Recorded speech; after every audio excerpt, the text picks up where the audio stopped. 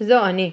בזמני הפנוי אני אוהבת לעשות שופינג, לטפח את עצמי, לעשות ספורט, ללכת לים, לצאת למסיבות ואפילו לשתות קצת אלכוהול.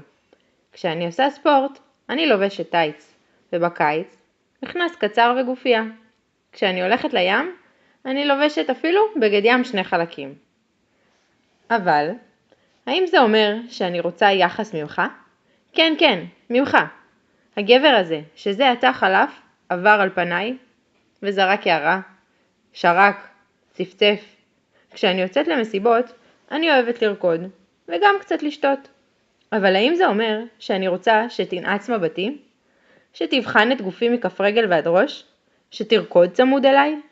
שתזמין אותי למשקה? או שאצטרף אליך לשירותים? אז בוא אני אחדש לך משהו. לא. אני אטפח את עצמי, אתלבש כרצוני, לא כדי למשוך את תשומת לבך, אלא פשוט כדי להיות אני.